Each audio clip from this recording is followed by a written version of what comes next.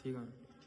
Hello प्यारे बच्चों, आज हम पढ़ेंगे स्ट्रक्चर ऑफ नेफ्रॉन। इसके पहले की वीडियो में हमने देखा था किस तरीके से यूरिन सिस्टम में हम पाते हैं कि यूरिन फिल्टर होके फॉर्मेशन उसका होता है, ब्लड फिल्टर होके यूरिन का फॉर्मेशन होता है। बच्चों बेसिकली हमको पता है कि किडनी जो है ना मिलियंस ऑफ नेफ्रॉन से मिलके बनती है। तो आज हम पढ़ेंगे, चूंकि किडनी मिलियंस ऑफ नेफ्रॉन से मिलके बनती है, तो आज हम पढ़ेंगे स्ट्रक्चर ऑफ नेफ्रॉन।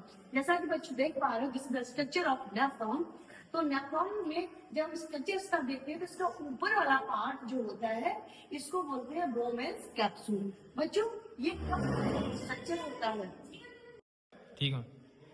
ये कप लाइक स्ट्रक्चर होता है। बच्चों इसके आप बीच में देख पा रहे होंगे कि इसके बीच में ग्लोमेरुलस नाम का एक स्ट्रक्चर दिख रहा है। ये होता है bunch of capillaries. Bunch of capillaries से बनता है ग्लोमेरुलस। ये स्थित होता है वुमेन्स कैप्सूल के बिल्कुल सेंटर में। बच्चों इसी से दो आर्टरीज निकलते हैं। पहला होता है एफरेंट आर्टरीज, जिससे कि क्या होता है ब्लड आता है फिल्टर होने के लिए कहाँ पे, इनटू नेफ्रॉन में, या बोले तो किडनी में। क्योंकि किडनी किससे बनी है बच्चों, नेफ्रॉन से बनी है। और नेक्स्ट होता है बच्चों इफरेंट आर्टरीज। इससे क्या होता है, ब्लड जब फिल्टर हो जाता है, फिल्टर होने के बाद में जो ब्लड होता है वो इस इफरेंट आर्टरी से पास आउट होता है।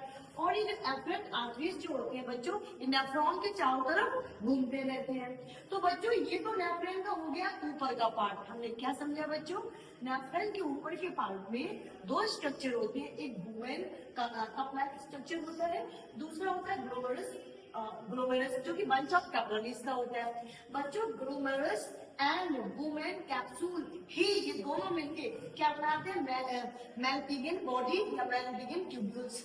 तो फाइनली बच्चों ये भी कह सकते हैं कि जो मैलपिगियन ट्यूब्यूल्स होते हैं ये क्या करते हैं, ये ब्लड को फिल्ट्रेट करने में हेल्प करते हैं। अब बच्चों ये तो हमने समझ लिया नेफ्रॉन के अपर पार्ट को।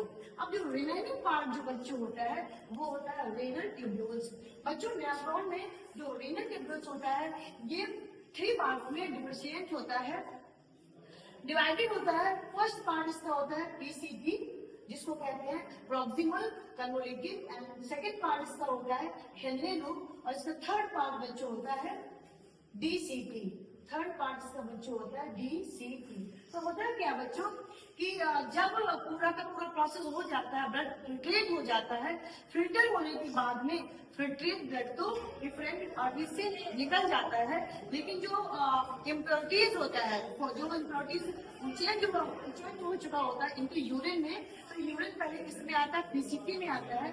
उसके बाद में आप रेड कलर से देख पा रहे हो this is Henry loop. Henry loop दो पार्ट में डिवाइड होता है, ये डिसेंडिंग हेनरी लूप और ये सेंटर का हेनरी लूप, और ये असेंडिंग हेनरी लूप। इसके बाद में बच्चों ये यूरिन जो होता है डीसीटी पार्ट में आता है। डीसीटी पार्ट का फुल फॉर्म होता है डिस्टल सर्कुलेटरी ट्यूब। यहाँ से यूरिन जाके किसमें खुलती है, यहाँ से डीसीटी किसमें खुलती है, कलेक्टिंग डक्ट में खुलती है, और सारी यूरिन यहाँ पे कलेक्टिंग डक्ट में क्या हो जाती है, कलेक्ट हो जाती है। बच्चों इसके बाद में अगर आपको प्रीवियस स्ट्रक्चर याद हो, कलेक्टिंग डक्ट से यूरिन यूरेटर्स के द्वारा पास होती हुई यूरिनरी ब्लैडर में कलेक्ट हो जाती है। तो बच्चों था पूरा structure of nephron. I hope आपको ये स्ट्रक्चर ऑफ नेफ्रॉन समझ में आया होगा। अगर बच्चों आपको ये स्ट्रक्चर ऑफ नेफ्रॉन समझ में आया हो तो बच्चों वीडियो को लाइक करिएगा और हमारे चैनल को सब्सक्राइब करिएगा। Thank you for watching. Thank you so much.